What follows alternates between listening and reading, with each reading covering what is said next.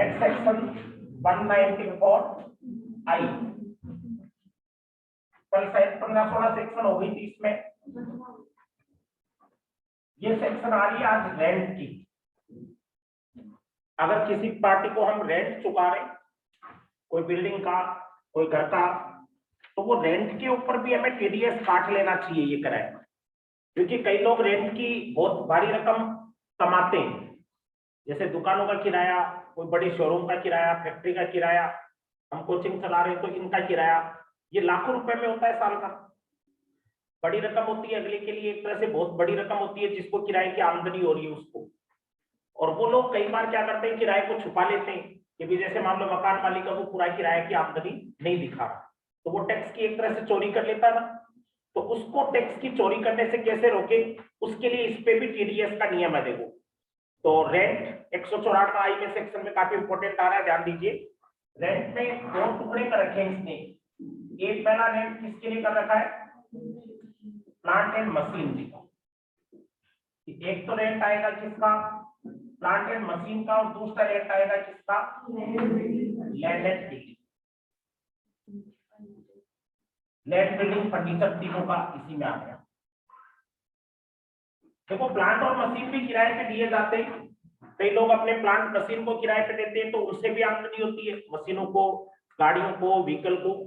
हालांकि गाड़ियां व्हीकल इसमें नहीं आएंगे, लेकिन प्लांट सारे प्रकार के आ जाते हैं। तो प्लांट मशीन को अगर कोई पार्टी किराए पे दे रही है और उससे किराए की इनकम हो रही है, या फिर लैंड या बिल्डिंग तो किराए पे देना कॉमन बात है, तो इसमें अगर किराए की रकम साल की 2,40,000 रुपए या उससे कम हो, 240 से कम हो तब तो टीडीएस कटेगा नहीं। देखो, एग्जाम्पशन के लिए हम बात करें तो कितने रुपए तक टीडीएस नहीं कटता, अप टू ₹2,40,000, 2,40,000 रुपए तक तो टीडीएस कटेगा नहीं।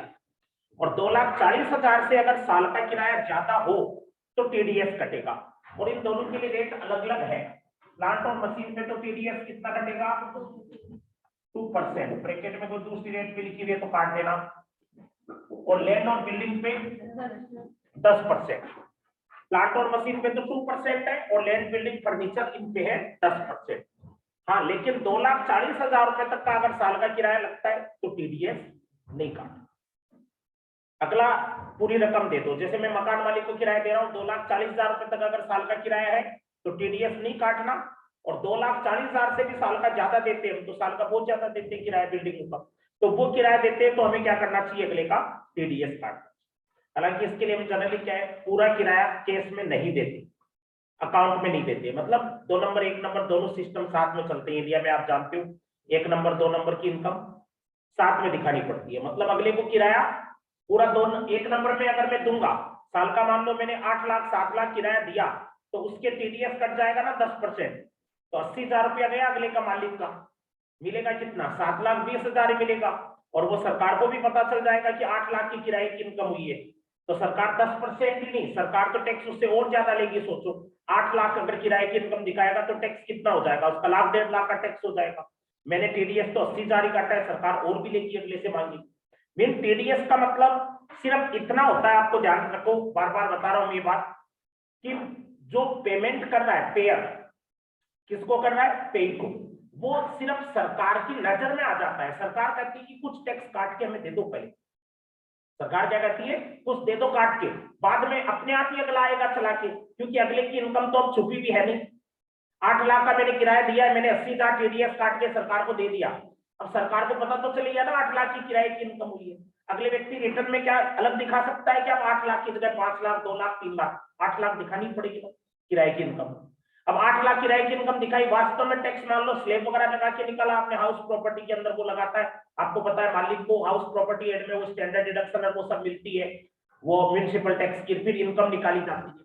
वो इनकम निकाली उसने, उस पर टैक्स आ गया मान लो लाख रुपया, और दिया कितना उसने, टीडीएस कटा उसका सिर्फ 80,000, तो सरकार उससे 20,000 और ले लेगी।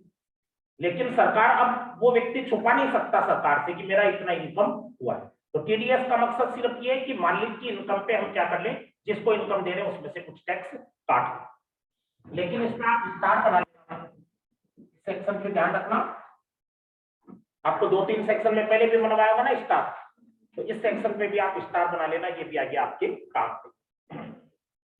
तो ये सेक्शन आपके आ गई 194C 194I।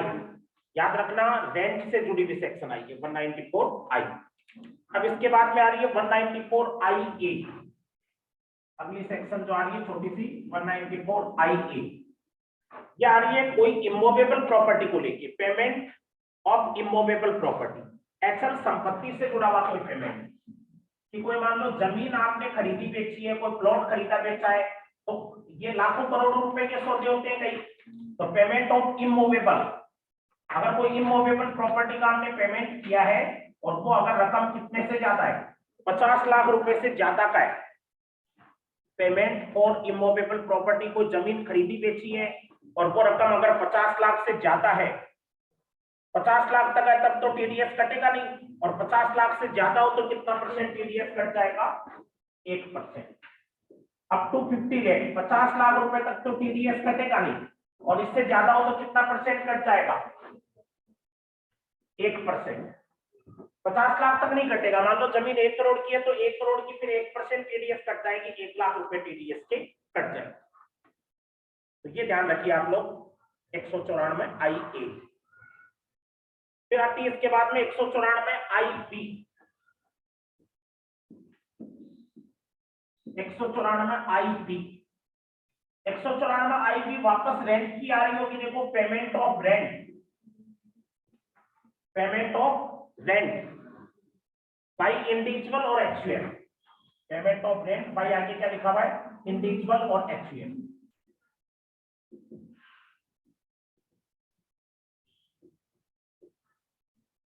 देखो इस पे अब जो रेंट वाली आ रही है 194IB, इस सेक्शन पे आप डबल स्टार लगा सकते हो। इस सेक्शन पे क्या लगा लेना आप, डबल स्टार। सिंगल स्टार और डबल स्टार का क्या मतलब होता है वो आपको मैं बता दूंगा। Payment of rent section rent के ऊपर भी आई थी, उस पे सिंगल स्टार लगाया था, और इस पे पेमेंट ऑफ रेंट वापस आ रही है ना 194IB, इस पे क्या लगा रहे हैं, डबल स्टार। ये इंडिविजुअल एचयूएफ की आ रही है। आप एक बार चाहे इंडिविजुअल एचयूएफ को नहीं भी याद करो तो भी चलेगा काम। पेमेंट ऑफ रेंट की आ रही है, तो 2 सेक्शन क्यों आ रही है उसका भी रीजन आपको मैं अभी एक्सप्लेन कर देता हूं। देखो मैंने 3-4 सेक्शन पे पहले भी स्टार लगवाया। इस एक स्टार का क्या मतलब आप लोग ध्यान दीजिए कि वो सेक्शन लगेगी कब, पेमेंट ऑफ, आप कोई भी चीज का पेमेंट कर रहे हो 3 या 4 पॉइंट में पहले आ गया होगा मेरे साथ से स्टार ऊपर, तो वो पहले एक स्टार लगा, इसका मतलब पेयर कौन कौन हो तब वो सेक्शन लगेगी। एक स्टार है इसका मतलब पेयर कौन हो सकता है, फर्म, एलएलपी, कंपनी और इंडिविजुअल एचयूएफ भी। Individual and HUF if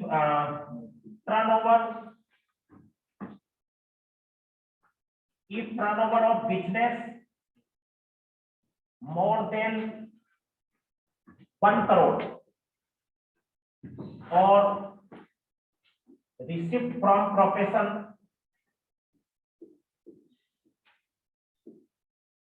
is 50 lakh or more।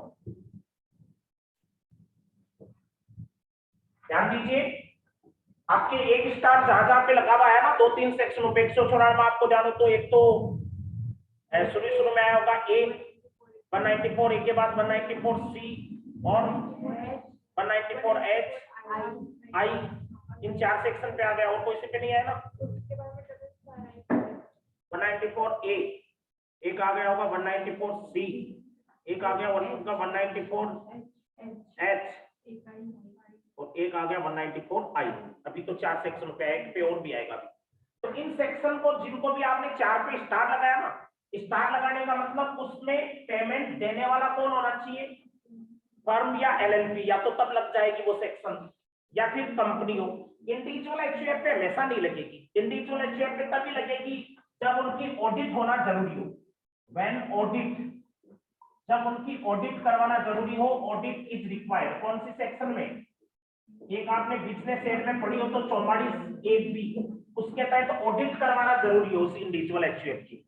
और ऑडिट तभी करानी होती है जब मैंने नीचे लिखा है, या तो आपको सवाल में दे देगा ऑडिट है होती है, या ऐसे न दे के आपको दे दे कि टर्नओवर है इंडिविजुअल या एचयूएफ का, कोई बिजनेस चला रहा है, मान लो कोई दुकान आपके पापा की और उसकी साल की बिक्री कितनी है 1 करोड़ से ज्यादा, या कोई प्रोफेशनल है, जैसे मान लो मैं कोचिंग चला रहा हूं तो मैं प्रोफेशनल हो गया, रिसिप्ट फ्रॉम प्रोफेशन, तो मेरे को प्रोफेशन से जो साल की फीस मिलती हो वो कितने से ज्यादा हो, 50 लाख। मतलब या तो दुकान है तो बिक्री 1 करोड़ से ज्यादा हो, या फिर कोई प्रोफेशन है तो उसका रिसिप्ट साल का 50 लाख से ज्यादा हो, तो मेरे को ऑडिट करानी पड़ेगी। ऑडिट करानी पड़ेगी, या तो वैसे याद रख लो, लेकिन नीचे वाली भी याद रखो, दोनों चीजें याद रखो कि या तो सवाल में बोलते ऑडिट करानी जरूरी है, ऑडिट न देके टर्नओवर दे दे तो आप समझ जाना 1 करोड़ से ज्यादा बिक्री है तो इसका ऑडिट कराना जरूरी है, या प्रोफेशन से रिसिप्ट दे दे 50 लाख से ज्यादा तो भी ऑडिट कराना जरूरी होता है। तो बात सीधी सी है, फर्म, एलएलपी, कंपनी, इंडिविजुअल और एचयूएफ। लेकिन इंडिविजुअल एचयूएफ पे हमेशा याद रखना, जहां जहां पे 1 स्टार लगे इसका मतलब वो इंडिविजुअल एचयूएफ पे तब भी लगेगी जब उनकी ऑडिट कराना जरूरी है। अब सोचो, वो 194 ए पड़ी थी, उसमें स्टार लगा हुआ था, 194 सी में लगा हुआ था, जी में लगा हुआ था, और अभी भी किस में लगा हुआ है, आई में है ना, सिंगल स्टार। तो इसका मतलब क्या हो गया कि इन चारों सेक्शन को हम इंडिविजुअल और एचयूएफ पे लागू करेंगे क्या? इन चारों सेक्शन में जिनमें अभी नाम बोले मैंने 194 ए, सी और 194 आई और जी, ये लागू होगी, लेकिन तभी लागू होगी जब इंडिविजुअल और एचयूएफ की ऑडिट होनी चाहिए, या इनका टर्नओवर कितने से ज्यादा हो, 1 करोड़ से ज्यादा। 1 करोड़ से कम होगा तब नहीं लागू होगी। जैसे मान लो मैंने कोई हॉस्टल खोल रखा है और मैं हॉस्टल का किराया चुकाता हूं, और मैं इंडिविजुअल हूं, मैं कोई फर्म ना होके क्या हूं, इंडिविजुअल, हॉस्टल का किराया मैंने 5 लाख रुपया चुकाया साल का, लेकिन मैं इंडिविजुअल हूं, मेरी कोई ऑडिट नहीं होती है, मेरा कोई बिक्री या प्रोफेशन से रिसिप्ट कुछ नहीं है ज्यादा, तो क्या मेरे ये 194 आई रेंट पे टीडीएस वाली लगेगी क्या? क्या मैं 10% टीडीएस काटूं क्या? नहीं काटूंगा। क्यों? क्योंकि मैं इंडिविजुअल एचयूएफ हूं, और इंडिविजुअल एचयूएफ होके मेरा टर्नओवर वगैरह कुछ भी ज्यादा नहीं है, मेरी ऑडिट नहीं है।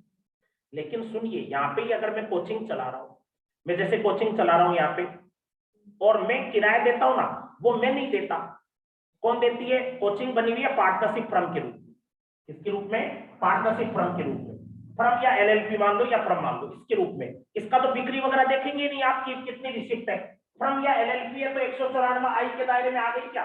हाँ आ गई। रेंट जाएगा, देने वाला कौन है? पार्थ सीएस, पार्थ इंस्टीट्यूट दे रहा है रेंट, मकान मालिक को दे रहा है। मैं पर्सनल इंडिविजुअल होता अगर देने वाला, मेरे खाते में से जाता, रमेश पटवारी के खाते में से जाता, तब तो आप ये चेक करते कि सर साल की फीस है कितनी है, क्या है।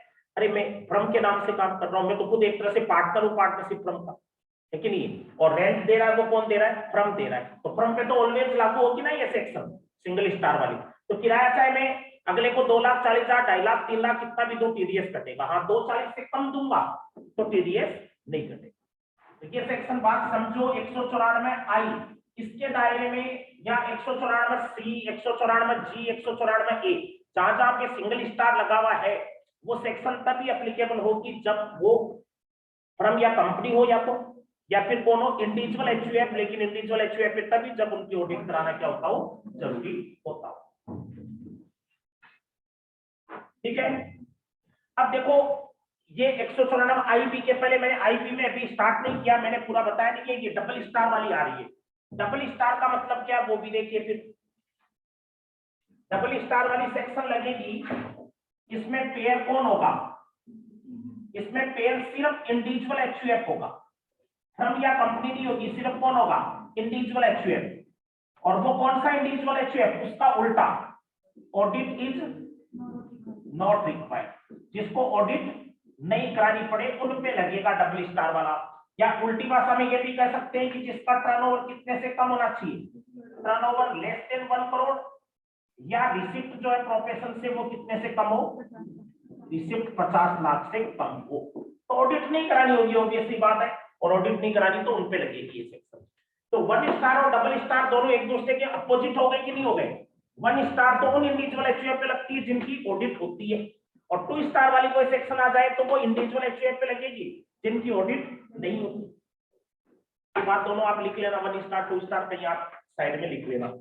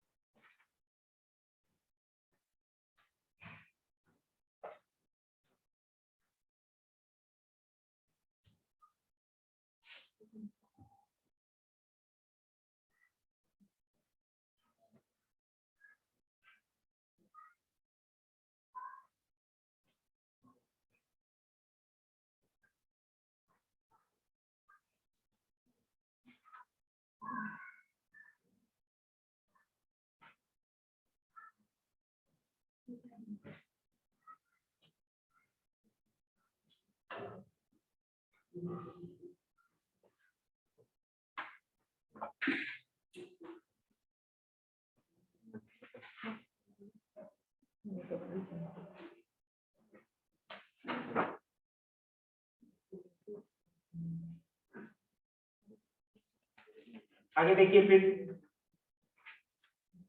देखो सेक्शन हम लोग बात कर रहे हैं 194 आईपी की।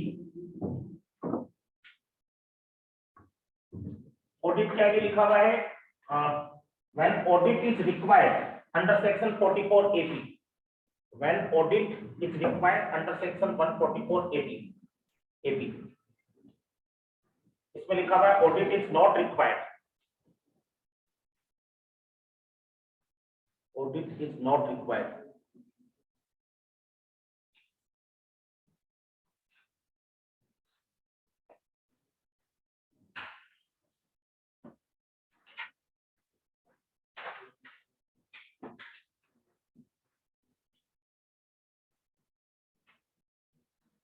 हाँ तो देखिए आगे सेक्शन को आगे बढ़ाते ध्यान दीजिए।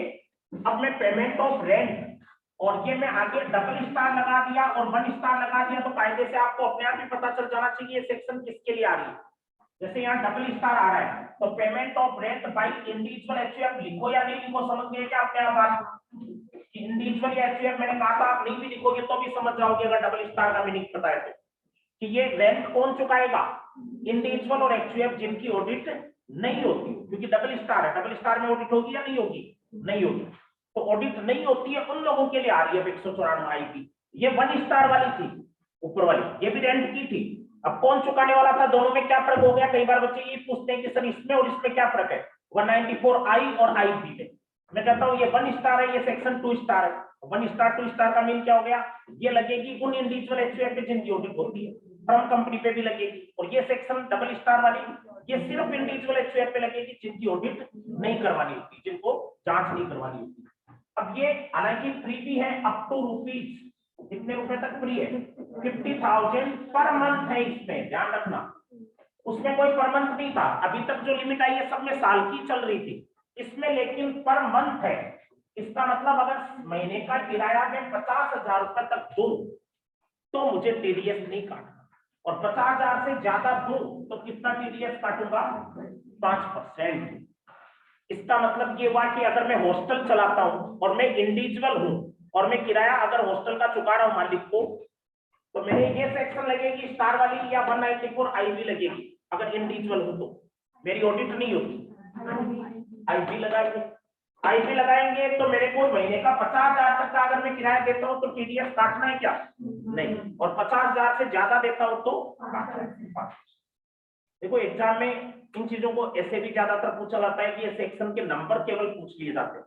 मतलब कई बार सिर्फ ये पूछ लिया जाता है कि ये रेंट जो होता है payment of rent by individual कौन सी सेक्शन में, तो वो आपको ध्यान रखना होता है कौन सी में, 194 आईपी।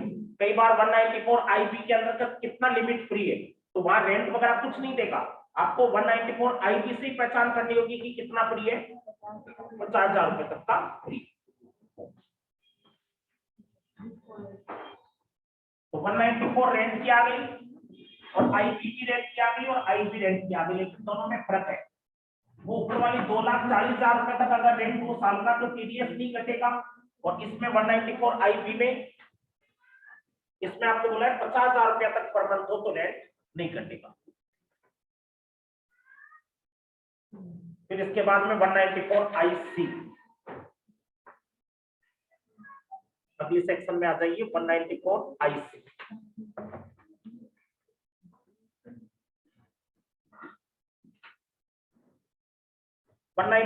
आईसी जो सेक्शन आ रही है नई जुड़ी हुई सेक्शन है ये 194 IC, payment under joint development agreement. Payment under joint development agreement.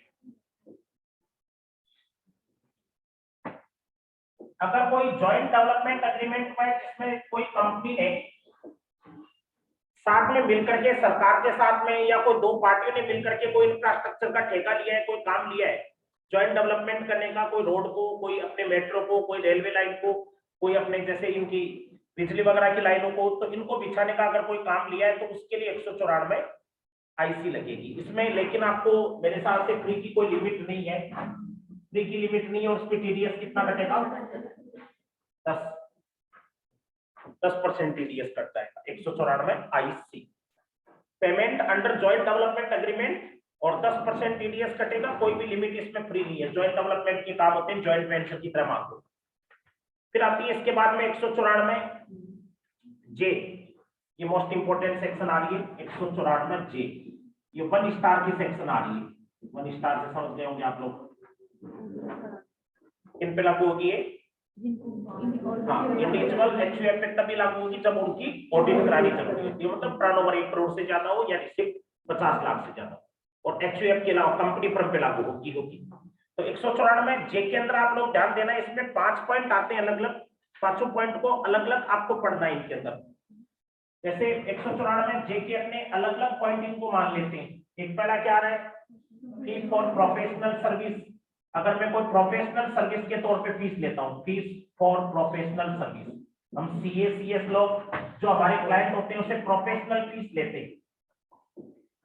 CA CS वकील डॉक्टर, ये हम प्रोफेशनल फीस लेते हैं उनके लिए। दूसरा क्या रहा है? टेक्निकल सर्विस की अगर फीस की जा रही है, fees for technical service. Technical service में क्या आता होगा? जैसे कोई इंजीनियर अपनी कोई फीस ले रहा है, आर्किटेक्ट अपनी कोई फीस ले रहा है, तो वो आ गया फीस। तीसरा क्या आ रहा है? रॉयल्टी। रॉयल्टी क्या चीज होती है? जैसे कोई बुक लिखी, मैंने बुक की रॉयल्टी अगले से ले रहा हूं। कोई भी पेटेंट मेरा है, कोई मेरे नाम आविष्कार कराया हुआ, कोई डिजाइन मैंने बनाई, उसका मेरे को रॉयल्टी मिल रहा है। चौथा remuneration to director, non competing fees है क्या? ठीक है। डी आ गया नॉन कॉम्पिटिंग फीस। ये क्या होती है? नॉन कॉम्पिटिंग फीस, प्रतिस्पर्धा नहीं करने की फीस। आपके बिजनेस एड में भी आया था ये पहले, पीटीबीपी में भी। नॉन कॉम्पिटिंग फीस जिसमें हम अगले को ये कहते हैं कि कंपटीशन नहीं करने की फीस, कि मैं कहूं कि मैं सीए नहीं पढ़ाऊंगा, अगर आप मुझे इतने पैसे दे देते हो तो, मैं एमबीए नहीं कराऊंगा, इतने पैसे दे देते हो तो, मेरा कोई कॉम्पिटिटर वो कहेगा कि ठीक है सर, इतना पैसा आप ले लो और ये काम मत, तो वो नॉन कॉम्पिटिंग फीस कहलाती है, कोई फील्ड में कॉम्पिटिशन नहीं करने की फीस।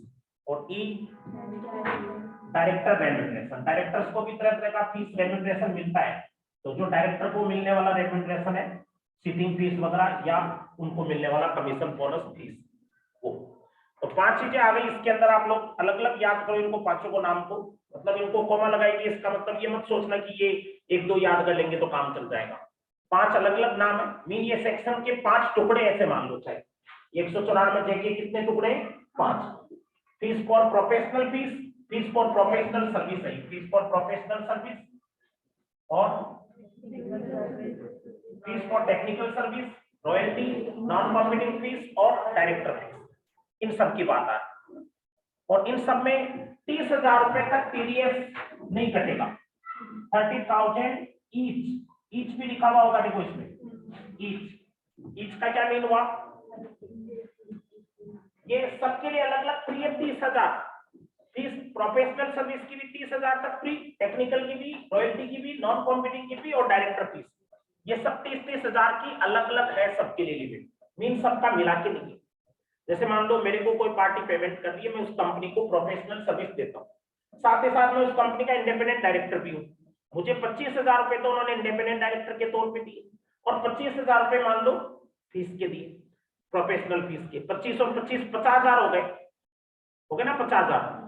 आप नॉर्मली तो क्या सोचते हैं कि 30,000 तक ही फ्री है सर, आपको 50,000 रुपए मिले, कटेगा टीडीएस, कहते ना। लेकिन 30,000 तो मिले, 30 से कम तो मिले मुझे प्रोफेशनल सर्विस की, और 30 से ही कम मिले मुझे डायरेक्टर रेम्यूनरेशन की। दोनों को अलग अलग 30-30 तक फ्री किया हुआ है, ये सब अलग अलग फ्री है। तो ये 30 से कम था क्या प्रोफेशनल सर्विस वाला, ये 25 ही था, ये भी फ्री हो गया। और ये रेम्यूनरेशन, ये भी 25 ही था, तो ये भी फ्री हो गया। मीन दोनों फ्री हो जाएंगे। अगर मैं 30,000 के आगे ईच नहीं लगाता तो फिर ये दोनों 25 और 25 50,000 हो जाते, आप टीडीएस काट सकते थे। लेकिन ये ईच लगाया हुआ है, इसका मतलब आपको इनका सबका अलग अलग फ्री करना है। जैसे मेरी फर्म में इंजीनियर भी है, मेरी फर्म में सीएस भी है। आपकी कंपनी ने मेरे से इंजीनियर के तौर पे भी मेरी फर्म से सर्विस ली और सीएस की भी। आपने मेरी फर्म को टोटल पेमेंट किया 35,000 का, तो किया प्रोफेशनल फीस के लिए और 25,000 किया टेक्निकल सर्विस के लिए। टीडीएस कटेगा क्या? कितने पे कटेगा? 35,000 प्रोफेशनल फीस को 30 से ऊपर हो गई उस पर कटेगा, और टेक्निकल सर्विस की 25,000 ये इस पे नहीं कटेगा। ये 30 से कम हो गई इसलिए फ्री हो गई, इस पे टीडीएस नहीं कटेगा।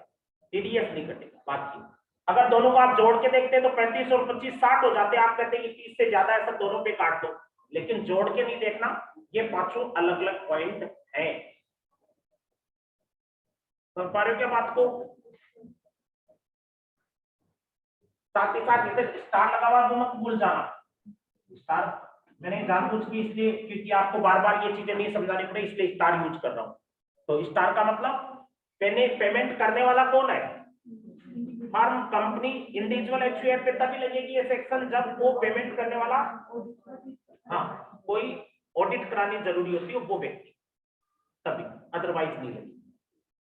समझ पा रहे हो ये बात? जैसे मान लो मैंने कोई बुक लिखी और उसका मेरे को कोई पब्लिशर है वो पेमेंट करना है, वो इंडिविजुअल है, ना ऑडिट करवाता है ना कुछ और करवाता है। उसने मुझे लाख रुपए बुक लिखने के बदले में फीस के, क्या अगला पार्टी टीडीएस काटेगा मेरे को पेमेंट करने को?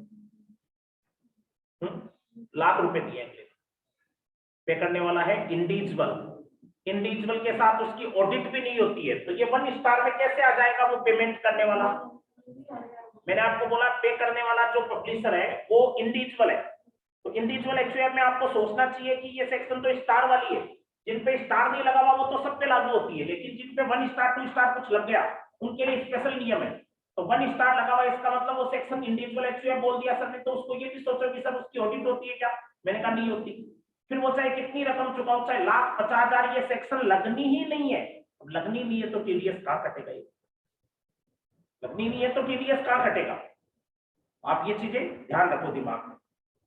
हालांकि प्रैक्टिकल नहीं आती इन चीजों की, लेकिन सोचो, लॉजिक, प्रैक्टिकल थियोरेटिकल हर चीज दिमाग में होनी चाहिए। अपने कोई भी बात हो अपने को पहले पता होनी चाहिए कि इस चीज में क्या होने वाला है, किस तरीके से।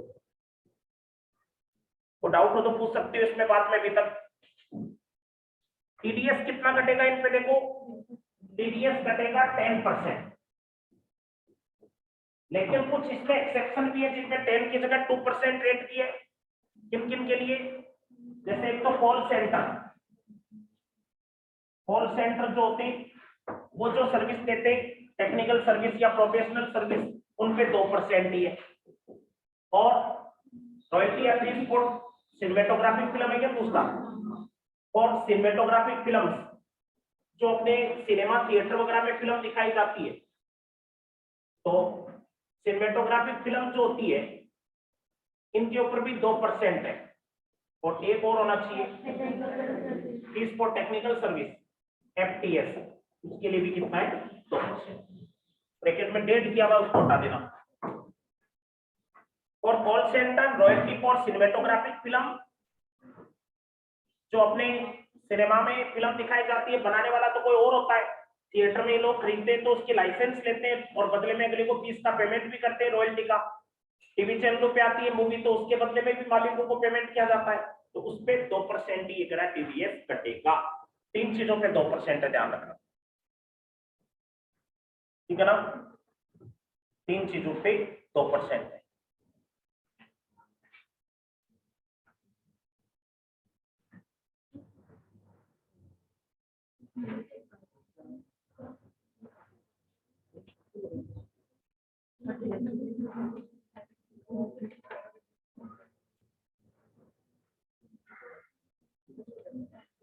एक हालांकि इसमें आप लोग अगर एक्स्ट्रा ध्यान रख सकते हो तो यहां पे देखो ऐसे लिख सकते हो, except director remuneration, except director remuneration, except director remuneration. Deep में जाते हैं तो देखो ये नियम भी मिलता है। इसका मतलब ये 30,000 की लिमिट डायरेक्टर रेम्यूनरेशन को छोड़ के बाकी 4 के लिए ही है। मीन डायरेक्टर रेम्यूनरेशन को 30,000 रुपयों को भी फ्री नहीं करती, इस पे तो टीडीएस हमेशा कटेगा। कितना परसेंट? 10%। 25,000 है तो भी कटेगा 10%। कई चीजें ऐसी होती है जो हमें बाद में पता चलती है हम लोग की, जैसे साथ में सीए फाइनल की में बुक लिए में, तो उसमें कई चीजें एडवांस लिखी भी रहती है। डायरेक्टर रेम्यूनरेशन पे नहीं है ये लिमिट 30,000 की फ्री की लिमिट ये बता रहा है किन पे? सिर्फ इन 4 पे ही फ्री होगा। इन 4 में तो 30,000 रुपए तक वो तो फ्री है। 5वें में डायरेक्टर रेम्यूनरेशन में 30 से कम भी हो तो भी क्या कटेगा? टीडीएस कटेगा। कितना कटेगा? 10% कटेगा। देखिए 194 जे आ गई। बोलो कोई डाउट हो तो इसमें।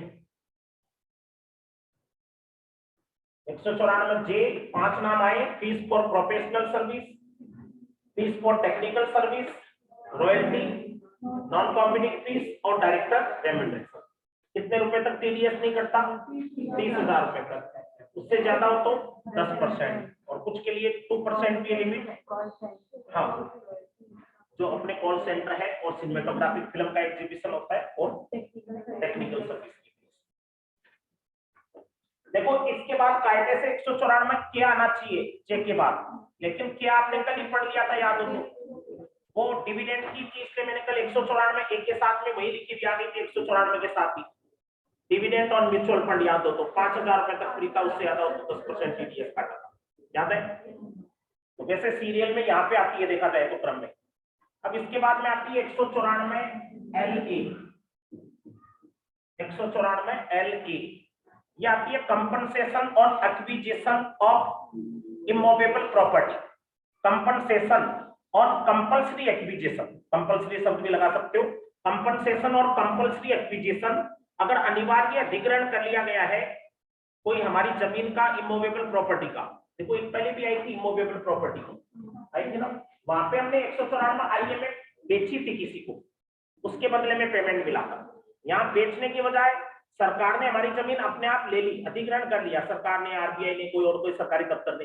जमीन सरकार लेती है तो अपनी मर्जी उनकी चलती है, फिर हम बेचना नहीं भी चाहते तो भी वो लेगी। पैसे भी कौन तय करेगा?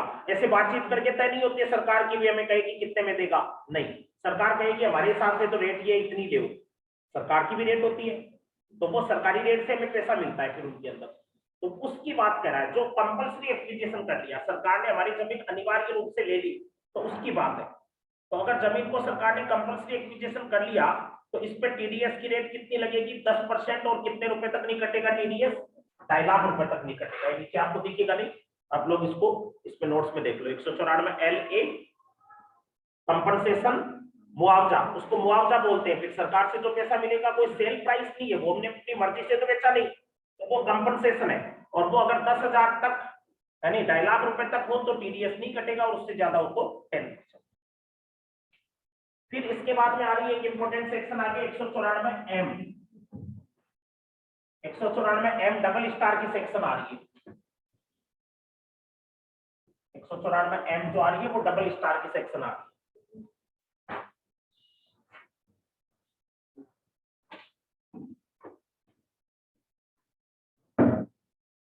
डबल स्टार का मतलब क्या हो गया?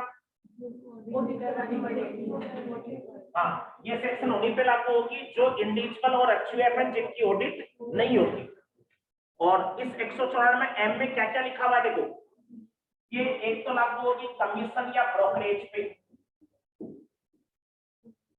आपको ध्यान हो तो कमीशन और ब्रोकरेज का नाम पहले भी आया था सर, वो कौन सी सेक्शन थी? 194G।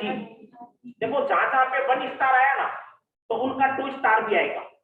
जैसे अभी रेंट वाले में 1 स्टार आया था तो रेंट का तुरंत ही नीचे 2 स्टार भी आ गया था। वैसे ही पहले भी 3-4 सेक्शन आ गए जिनका 1 स्टार आया था।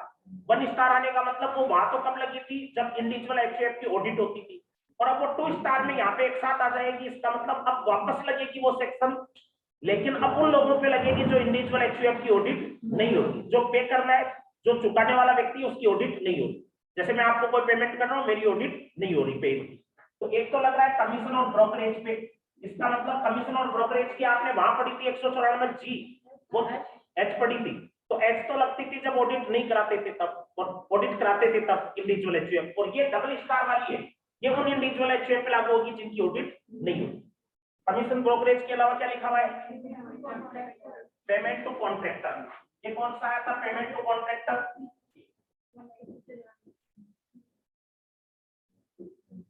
पेमेंट टू कॉन्ट्रैक्टर 194 CIT वहां 1 स्टार में, अब यहाँ पे आ गए 2 स्टार में। इसका मतलब वहां ऑडिट कराने वाले लोगों के लिए थी और यहाँ पे आ रही है किसके लिए, जो ऑडिट नहीं कराते पे करने वाला। तीसरा, हाँ ये प्रोफेशनल फीस ये सारे आ गए 194 जी वाली में फीस, इसमें फीस ऑफ प्रोफेशनल सर्विस, ये पांचों नाम आ गए, fees of professional, technical, royalty, non competing fees और डायरेक्टर फीस। ये पांचों नाम सोच लो कि 194 के जो पांचों नाम थे वो, क्योंकि वो 1 स्टार थी, 1 स्टार थी ना, तो उसका 2 स्टार आना फिक्स था।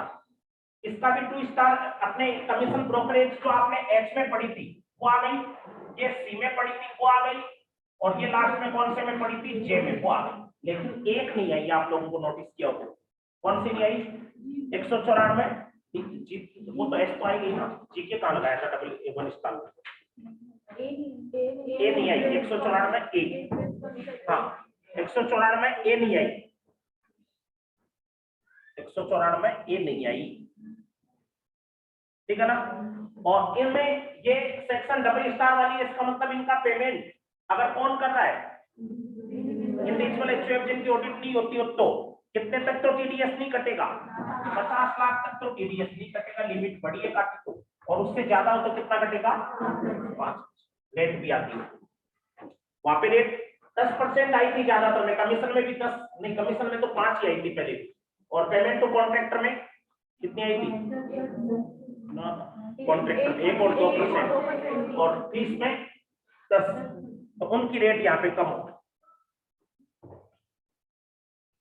ठीक है ना। तो यहाँ पे ये डबल स्टार वाली सेक्शन आ गई, कौन सी, 194 एम, कमीशन और ब्रोकरेज पे लागू होगी, और किस पे लागू होगी, पेमेंट टू कॉन्ट्रैक्टर पे लागू होगी, और फीस फॉर प्रोफेशनल सर्विस, इन 3 के लिए आ गई, डिविडेंड के लिए नहीं आई। इसका मतलब डिविडेंड पे टीडीएस तभी कटेगा जब पेमेंट करने वाला कौन हो, इंडिविजुअल एचयूएफ। पहली बात, पेमेंट कभी डिविडेंड का करता ही नहीं, करेगा क्या, करता ही कौन है डिविडेंड का पेमेंट, कंपनी करती हो, ऑलमोस्ट फिक्स है कौन करेगी पेमेंट, कंपनी, तो उसमें चाहे स्टार नहीं लगाओ तो भी या अपने को कोई प्रॉब्लम नहीं है, डिविडेंड का ही को चुकाएगा कोई इंडिविजुअल एचयूएफ। तो ये इन 3 के लिए आ गई, ये तीनों पेमेंट अगर करने वाला, जैसे मान लो कॉन्ट्रैक्टर को पेमेंट करने वाला कौन है, इंडिविजुअल जिसकी ऑडिट नहीं होती, या कमीशन को पेमेंट करने वाला कौन है, इंडिविजुअल जिसकी ऑडिट नहीं होती। अब 50 लाख से ज्यादा चुकाएंगे तब लिमिट बहुत सारी है, वहां पे लिमिट आपको ध्यान हो तो कॉन्ट्रैक्टर में आई होगी 30,000 एक सिंगल की, अग्रीगेट की 1 लाख, कमीशन में लिमिट 15,000 की आती, कमीशन तो तीनों ही 15,000 वाली थी, और ये प्रोफेशनल वाले में 30,000 की, यहाँ पे लिमिट कितनी आ गई, 50 लाख, बहुत बड़ी लिमिट है, तो जनरली टीडीएस कटेगा ही नहीं ना, फिर 50 लाख तो बहुत बड़ी रकम होगी। तो ये 194 एम, ध्यान दीजिए, आज सेक्शन हमने 194 आई से शुरू किया था, 194 आई रेंट की आई थी, 1 स्टार वाली आई थी, 2,40,000 तक नहीं कटता, उससे ज्यादा हो तो कटेगा, प्लांट पे 2% और लैंड बिल्डिंग फर्नीचर पे 10। फिर 194 आई ए, यह था जो इमूवेबल प्रॉपर्टी होती है उसका कोई अपने पेमेंट कर रहे हैं, 50 लाख तक नहीं कटता था, उससे ज्यादा हो तो 1% आया होगा, 1% कटता है। फिर 194 आई के बाद में क्या पड़ा था, 194 आई के बाद में आई थी, वो डबल स्टार वाली आ गई थी रेंट की, कितने पे, 50,000 तक नहीं कटता पर मंथ, और उससे ज्यादा हो तो 5%। फिर आ गई 194 आईसी, जॉइंट डेवलपमेंट एग्रीमेंट की, कितने तक नहीं कटता, इसमें कोई फ्री की लिमिट नहीं है, एक तो कल नॉन रेजिडेंट में भी नहीं आई थी फ्री की लिमिट, और एक इस पे नहीं आ रही, और कितना कटेगा इस पे, 10%। फिर 194 LA जे, 194 जे किसकी आ गई है, प्रोफेशनल सर्विस वाली, 5 नाम आए, professional service fees, technical service fees, royalty, non competing fees और डायरेक्टर फीस। इनमें 30,000 तक की लिमिट है 4 के लिए शुरू वाले अलग अलग, और उससे ज्यादा हो तो टीडीएस 10%, और 2% है कॉल सेंटर के लिए, और कॉल सेंटर के अलावा जैसे अपनी सिनेमेटोग्राफी फिल्म के लिए, और एक टेक्निकल सर्विस के लिए 2% है, बाकी के लिए 10% है। फिर एलए किस चीज की आ गई, कंपनसेशन के अंदर आप लोगों को बताया कि अगर 50 लाख तक हो, 2.5 लाख तक हो तो इसमें टीडीएस नहीं कटेगा, और 2.5 लाख से ज्यादा हो तो टीडीएस कटेगा, कितना परसेंट, 10%। फिर आगे 194 एम, 194 एम डबल स्टार वाली सेक्शन है, और पहले वाली 3 सेक्शन को कवर करती है केरी, कौन कौन सी 3 को, कमीशन वाली, एक पेमेंट टू कॉन्ट्रैक्टर वाली, और एक आगे 3 सेक्शन को ये कवर करती है। इन तीनों में 50 लाख तक टीडीएस हालांकि नहीं कटेगा, उससे ज्यादा उसमें कटेगा। और कितना कटेगा? 5%। ठीक है, कोई डाउट हो तो इसमें आप पूछ सकते हो।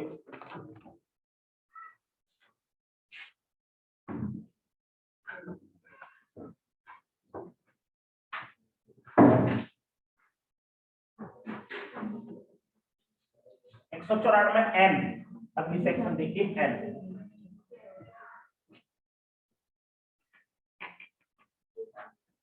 डबल स्टार वाली कितनी सेक्शन आई है?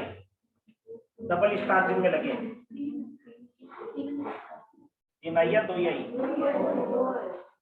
एक तो 194 आई पी और 194 एम।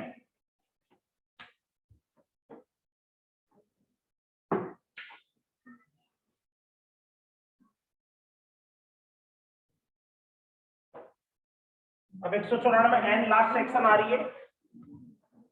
194 एन केस विड्रॉवल की। हम अगर बैंक से पैसे निकालते हैं और बहुत बड़ी मात्रा में अगर नकद निकालते हैं तो ये सेक्शन लगती है 194 एन केस विड्रॉवल। अगर नकदी आप पैसा निकाल रहे हो बैंक से, पोस्ट ऑफिस से, और वो बहुत बड़ी मात्रा में अगर केस पैसा निकाल रहे हो, सरकार नहीं चाहती आजकल की भी अपन रोकड़ी लेन देन ज्यादा करें, तो अगर आप बहुत बड़ी मात्रा में पैसे निकाल रहे हो तो इस पे टीडीएस आपके कटेगा। कितने रुपए तक नहीं कटता टीडीएस? 1 करोड़। अगर सुनने नहीं गिनना चाहते हो तो सीधा 1 करोड़ लिख लेना। 1 करोड़ तक नहीं कटता और उससे ज्यादा हो तो 2% टीडीएस कटेगा। मतलब कोई आदमी एक साथ बैंक से पैसे निकालने गया, 1 करोड़ रुपए तक निकालेगा तो नहीं, लेकिन वो कहता है 2 करोड़ रुपया निकालना है बैंक से, पूरा लेके चला गया, तो 2 करोड़ रुपया में कितना परसेंट टीडीएस काट लेगी बैंक? 2%। मीन बैंक वाले 4 लाख रुपया रख लेंगे, उसको 1 करोड़ 96 लाख 96 लेके देंगे, कहेंगे 4 लाख रुपया सरकार को बेच रहे हैं टीडीएस की। ये बैंकों में भी लगता है। फिर एक 194 ओ, 194 ओ एक सेक्शन जुड़ी है पिछले साल ही, payment by e commerce operator. Payment by e commerce operator ये कौन होते हैं? देखो 194 ओ बता रहा हूं, पेमेंट बाय ईसीओ बोलते हैं इनको, ई कॉमर्स ऑपरेटर। आजकल ऑनलाइन बिजनेस चल रहा है ज्यादातर, और जो ऑनलाइन हमने जो सप्लाई करती है गुड्स की, ये सारी कंपनियां हमसे पेमेंट ले जाके आगे पार्टी को देती है। फिर किसको? जैसे मान लो आपने अमेजोन से कोई माल मंगवाया, फ्लिपकार्ट से और से कोई माल मंगवाया, तो अपने से पैसा लेकर के ये किसको देगी? अगले सेलर को देगी ना, अपना कुछ कमीशन काट देगी, इनका तो बस कमीशन ही होता है। तो ये कमीशन काट के अगले सेलर को दे देगी, और वो कमीशन काट करके सेलर को पेमेंट करेगी, तो सेलर के लिए इनकम भी हो रही है ना एक तरह से। भाई जैसे कोई मार्केटिंग का प्रोडक्ट है, कोई भी प्रोडक्ट हम खरीद रहे हैं ऑनलाइन, तो वो चाहे कोई भी चीज, मोबाइल खरीद रहे हो, टीवी खरीद रहे हो ऑनलाइन, कोई भी कपड़े खरीद रहे हो, कुछ भी, अगली कंपनी का माल बेचा कंपनी ने, ये ई कॉमर्स ऑपरेटर तो क्या करता है? अगले से अपने घर तक पहुंचाता है माल, और अपना पैसा यहाँ से ले जाके अगले को दे देता है। यही होता है। तो इसमें भी टीडीएस ये काटेंगे। ई कॉमर्स ऑपरेटर में फ्री की लिमिट कुछ नहीं है इनके लिए, और कितना टीडीएस काटेंगे? ये 1%। मतलब हमसे 5,000 रुपए लेके गए, तो अगले को अपना कमीशन भी काटेंगे, और कमीशन काट के क्या करेंगे? 1% टीडीएस भी काटेंगे।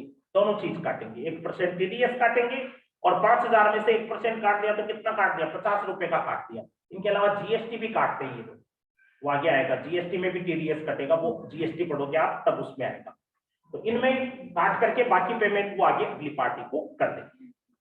ये ई कॉमर्स ऑपरेटर, चाहे खाने पीने का सामान मंगवाओ, चाहे हम कोई भी ऑनलाइन चीज मंगवाते हैं, उन सब पे बात। तो ये रेट 194 होता है। ये टेबल तो कंप्लीट हुई आपके टीडीएस की। बोलो इसमें कोई डाउट हो? 194 तक कितनी हो गई होगी सारी सेक्शन? ये 24। तो आज बताइए आपको, फिर 8 9 आज बताइए होगी 194 आई से लेकर के ओ तक। 194 एन अभी लास्ट में आई है केस विड्रॉवल की, 1 करोड़ से ज्यादा की, और 194 ओ किसकी आई है? ई कॉमर्स ऑपरेटर। ई कॉमर्स ऑपरेटर पे 1% रेट कर। देखो ये सारी चीजें आप लोगों को पूरी, जितनी ज्यादा आप इनको याद करोगे उतना ही फायदेमंद है आप लोगों के लिए, और ऐसे याद होनी भी नहीं है, पूछने पे याद होनी है सेक्शन। फिर देखिए इसके बाद में टेबल्स को तो आपको इसको पूरी को यहाँ पे फिनिश हो गई है कि रेट कैसे क्या कटेगी वो। अब कुछ चीजें इससे जुड़ी हुई एक्स्ट्रा बातें जो आ रही है वो ध्यान दीजिए आप लोग। जैसे देखो ये टैक्स एक तरह से टैक्स ही कटा है, टैक्स आपका टैक्स पेयर ने काट लिया और वो क्या अपनी जेब में डालेगा क्या फिर इसको काट के। जैसे मैं मान लो मालिक को मकान का किराया देना था बिल्डिंग का और मैंने 8 लाख किराया चुका है, उसमें से 10% 80,000 का टीडीएस काट दिया, तो 80,000 मेरे पास नहीं रहेंगे, वो किसको देंगे, गवर्नमेंट को देंगे। मैं आपको सैलरी दे रहा हूँ, सैलरी पे टीडीएस काट दिया, 192 सेक्शन पड़ी थी, वो भी किसको दूंगा, गवर्नमेंट को। कोई चीज पे जो प्रोफेशनल फीस है और है, कमीशन है, ब्रोकरेज है, जो पेयर का मीन हो गया कमीशन, जो टीडीएस काट रहा है वो उसको काट करके फिर किसको देगा, गवर्नमेंट।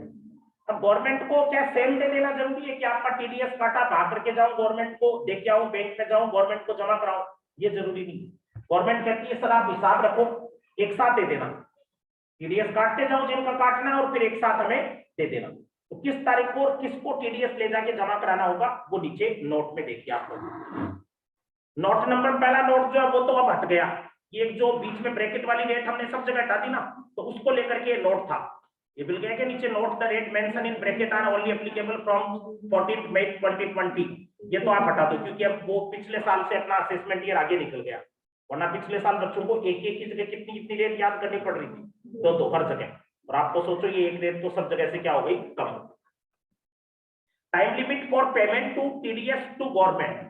अब देखो टाइम लिमिट आ रहा है कि गवर्नमेंट को कितने टाइम में पैसे जमा करा देनी चाहिए, time limit of payment to government, government को पेमेंट कितने टाइम में जमा करवाना जरूरी है।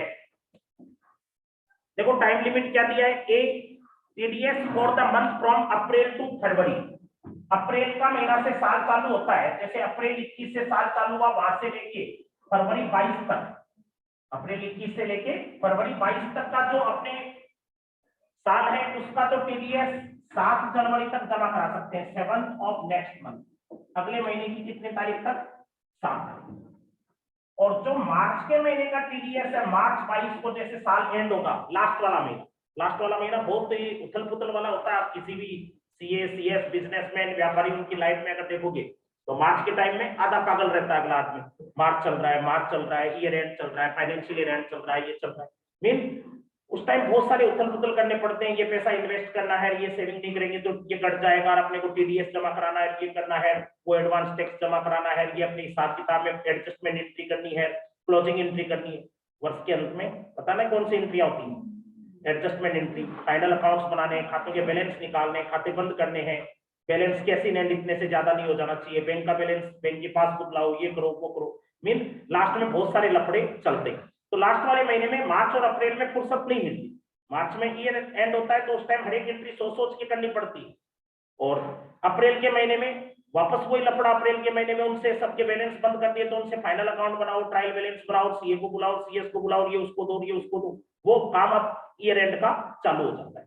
कोई एक दिन में बैलेंस शीट थोड़ी बनती है, आप देखते हो कि मार्च 31 ऊपर लिख दिया तो 31 मार्च को बैठे और बैलेंस शीट बन गई, पीएनएल बन गया, नहीं, इसमें महीने, 2 महीने, 2.5 महीने, 3 महीने लग जाते हैं। आप कोई कंपनी में जाकर के देखोगे लास्ट की एडजस्टमेंट एंट्री आप कहोगे कि लाओ एडजस्टमेंट एंट्री लाओ, क्लोजिंग एंट्री लाओ, तो वो आपको हजारों एंट्रियां ला देंगे, कितनी बोल रहा हूं मैं, हजारों, क्योंकि एडजस्टमेंट एंट्री जो होती है वो लास्ट में इतनी सारी करनी पड़ती है, हर चीज के एडजस्टमेंट करने पड़ते हैं, ये डेप्रिसिएशन लगाना तो उसकी भी सैकड़ों एंट्रियां मिल जाएगी, इस पे डेप्रिसिएशन, उस पे डेप्रिसिएशन, इंटरेस्ट लगाओ, ये इस चीज के आउटस्टैंडिंग खर्चों को सबको दिखाओ, प्रीपेड को दिखाओ, इसको करो वो करो, तो ये सारी चीजें वर्ष के अंत में होती है।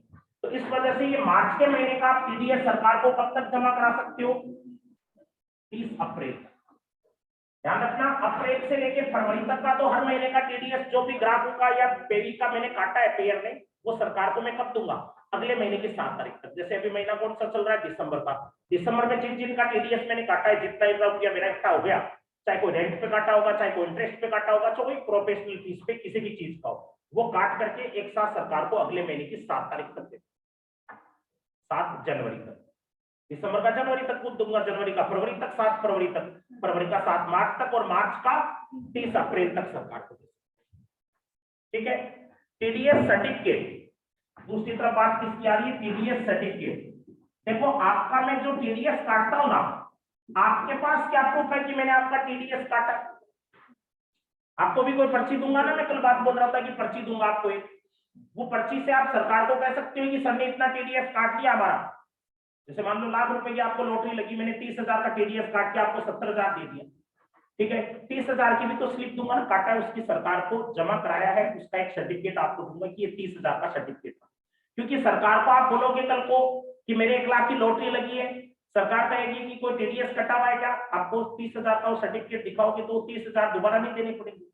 आपका टैक्स बना मान लो 31,200 शेष के समय, तो 30,000 की तो वो छूट तभी मिलेगी ना जब पर्ची दिखाओगे। तो वो सर्टिफिकेट आपको कौन सा मिलता है वो देखिए।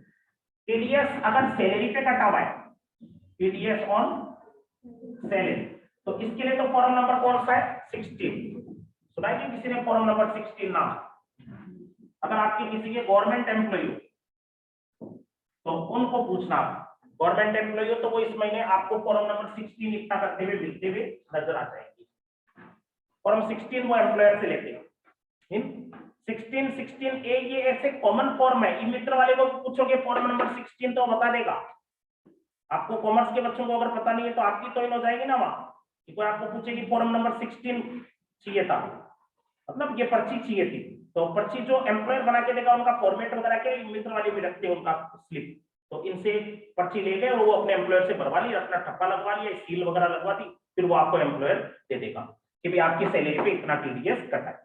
और सैलरी के अलावा जो बाकी टीडीएस करते हैं, कोई रेंट पे काटा होगा आपने किसी और पे, तो उनका अगले को सर्टिफिकेट कौन से फॉर्म में दोगे? 16A में दोगे। याद रह जाएगी क्या बातें भी। फिर इसके बाद में कोई चीजें क्या होती है, थ्योरेटिकल ज्ञान है, इसको आप 6 महीने किसी सीएसीएस के पास बैठ के प्रैक्टिकल सीख लेते हो, आप एक परफेक्ट प्रोफेशनल बन जाते हो। लेकिन प्रोफेशनल के लिए में क्या जरूरी होता है? पहले थ्योरी तो जरूरी होती है ना कोई चीज। ये जो आपको मैं पढ़ा रहा हूँ सारी की सारी चीजें आपकी प्रैक्टिकली लाइफ में काम आने वाली चीजें। टीडीएस की रेट है, अब आपको पता तो होना चाहिए ना कि टीडीएस किस पे इतना कटता है। कोई भी आपको पूछने आ गया, आप ऑफिस करके बैठे हो, कोई और कोई आप जॉब कर रहे हो, आपको ये सारी बातें कॉमनली हर चीज के बारे में नॉलेज होना चाहिए। फिर देखिए इसके बाद में टीडीएस सर्टिफिकेट के बाद में नीचे आ रहा है टीडीएस का रिटर्न। तीसरी चीज क्या आ रही है? टीडीएस का रिटर्न। देखो मैं इनमें कंफ्यूज मत हो, मैं अलग अलग चीजें बता रहा हूँ। ये पहले किसकी आई थी? टीडीएस सरकार को कब जमा कराएंगे? ये तो क्या जमा कराने की थी? पैसा, कि जो टीडीएस काटा वो सरकार को जमा कराऊंगा उनके अकाउंट। ये क्या चीज की आई? TDS certificate. ये किसको दूंगा? पेई को। पेयर देगा किसको? पेई को, कितना टीडीएस मैंने आपका काटा है। ये रिटर्न क्या आ गया? टीडीएस का रिटर्न। रिटर्न देखो इनकम टैक्स जीएसटी में रिटर्न सब आता ही रहता है, उसमें भी कंपनी लॉ में भी आता ही रहता है एनुअल रिटर्न वगैरह। रिटर्न का मीन होता है एक फॉर्म जो भर करके सरकार को जमा करना। किसको? गवर्नमेंट को, इनकम टैक्स डिपार्टमेंट को। सरकार को पूरा पता रहे कि आपका इतना टीडीएस आपने ग्राफ का काटा, हमें इतना जमा करा दिया, इतना अभी तक जमा नहीं कराया, इतना आपने ये डिफॉल्ट कर दिया। रिटर्न का मीन हो गया उसमें पूरी बेसिक इंफॉर्मेशन सारी आ जाएगी कि आपका टीडीएस का हिसाब किताब ये। पैसा जमा कराया ये ऊपर, तो पैसा जमा कराया तो सरकार को खाली पैसे की रसीद भेजी, पैसे जमा कराए सरकार के खाते में चलेंगे, आपके पास रसीद है जमा कराने की बस। लेकिन सरकार को क्या पता चले आपने किस रेट से काटा, कम तो नहीं काट लिया, ज्यादा तो नहीं काट दिया, टीडीएस आपने जो काटा है वो आपका कौन सी चीज का सरकार को जमा हो गया, कौन सी का जमा नहीं हुआ, किसका लेट जमा हुआ, वो सारा किसके हिसाब जाएगा? रिटर्न। ये क्वार्टरली भरा जाता है, देखो क्वार्टरली दिया हुआ होगा आपको।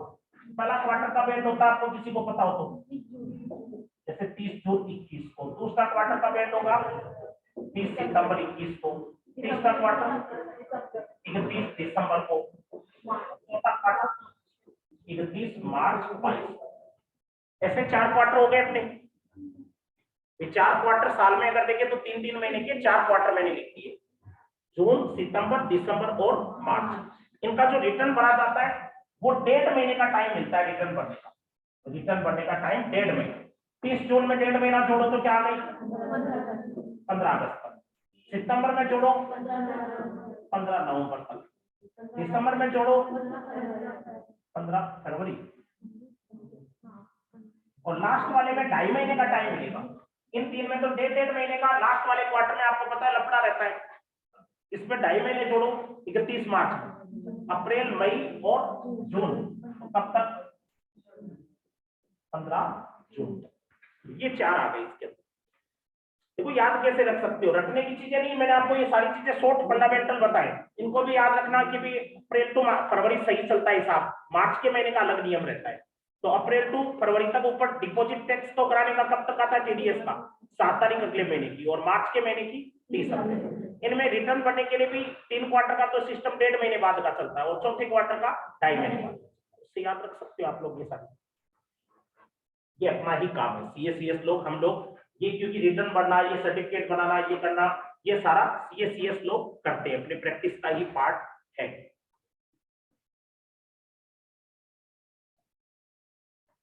फिर एक नीचे स्टेटमेंट भी दे रखे हैं, हालांकि ये फॉर्म नंबर नहीं भी याद करते हो तो चलेगा, कभी नहीं पूछेगा।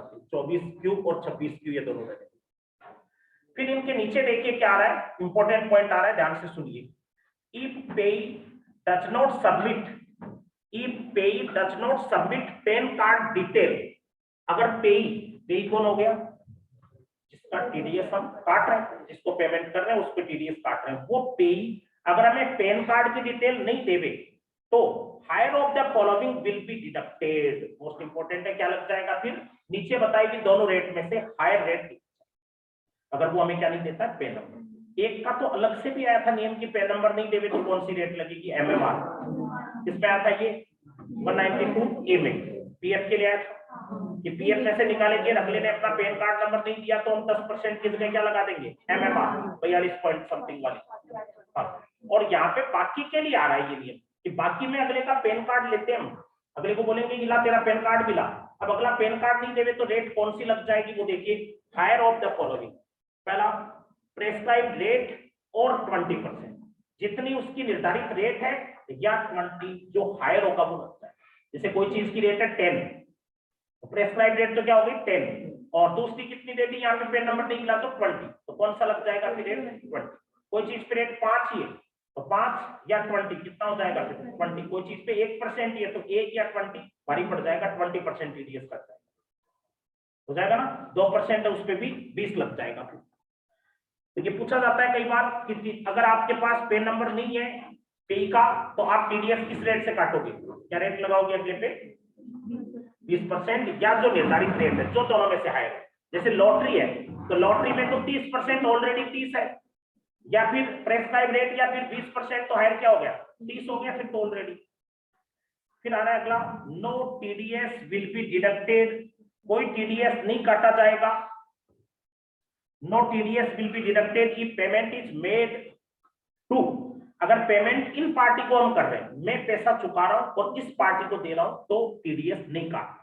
जैसे मैं किसको पेमेंट कर रहा हूं, कोई गवर्नमेंट को कोई ब्याज का पेमेंट कर रहा हूं, जैसे गवर्नमेंट मेरी कंपनी की डिवेंचर होल्डर है, या गवर्नमेंट को डिविडेंड चुका रहा हूं वो मेरी शेयर होल्डर है, या फिर जैसे गवर्नमेंट को कोई रेंट चुका रहा हूं, उसकी कोई जमीन या कोई बिल्डिंग किराए पे ले रखी है, तो गवर्नमेंट की रकम पे भी टीडीएस काटूंगा कि 10 लाख क्या रेंट दे रहा हूं, ये टीडीएस आपका 5% कट गया, 50,000 ले लो काट के।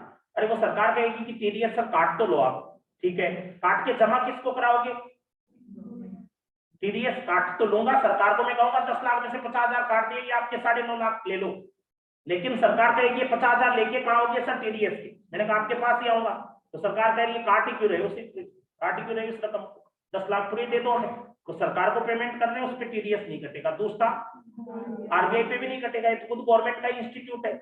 तीसरा म्यूचुअल फंड पे नहीं कटता, म्यूचुअल फंड को अगर कोई पेमेंट करते हैं ये टैक्स रिबेट है तो टीडीएस नहीं काटना।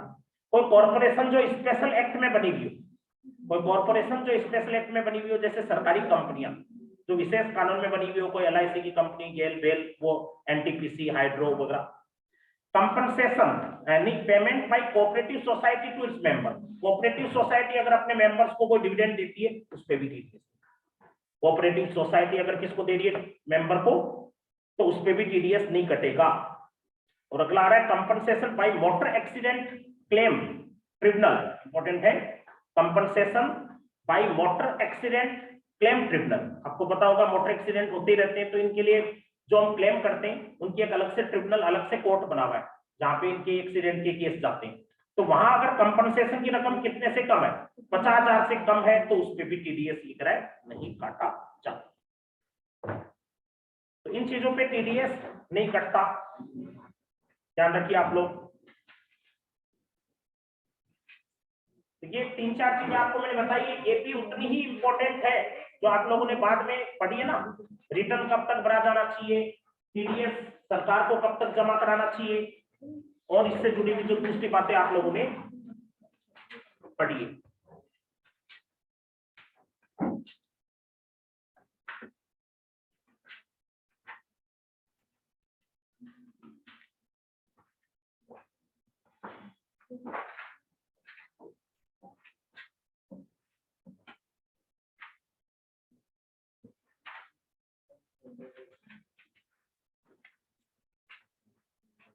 देखो एक आधी चीज मैं आपको टीडीएस से जुड़ी हुई और लिखवाना चाहता हूं, वो आप लोग नोट बना करके या जगह कहीं वो बाहर लिख लो, टीडीएस से जुड़ी हुई है।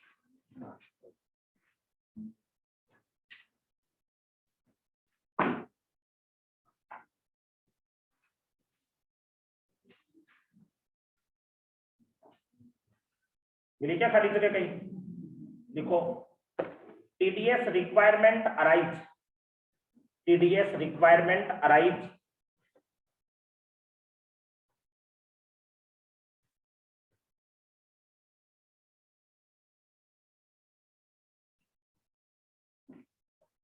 TDS requirement arise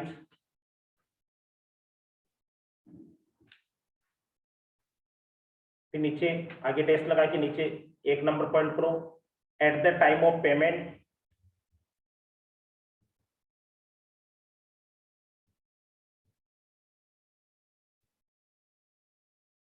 at the time of payment 2 number, eight the time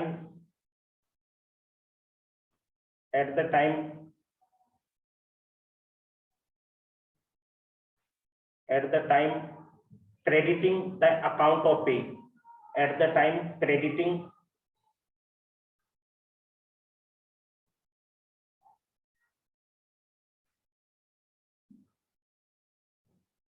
at the time crediting the account of pay, फिर नीचे लिख लो ब्रैकेट में which ever is earlier, which ever is earlier।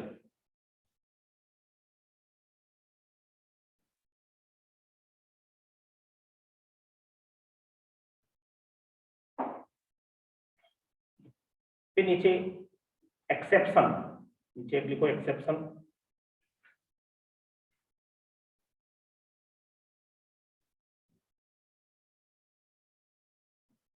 Exception in the following case, in the following case TDS, in the following case TDS is deducted, in the following case TDS is deducted only at the time of payment, in the following case TDS is deducted only at the time of payment, only at the time of payment। नीचे कुछ point आएंगे या तो छोटे छोटे point है ABCD, उसी में एक में लाइन में लिखते जाना। A salary, a salary, b PF payment, PF payment, c winning, winning जीतने से जो रुपए मिलते हैं ना, लॉटरी हॉर्स रेस उन सब में winning, winning. 4 number LIC, LIC के पैसे मिलते हैं। 5 number cash withdrawal from bank, cash withdrawal from bank, cash withdrawal from bank. 6 number dividend,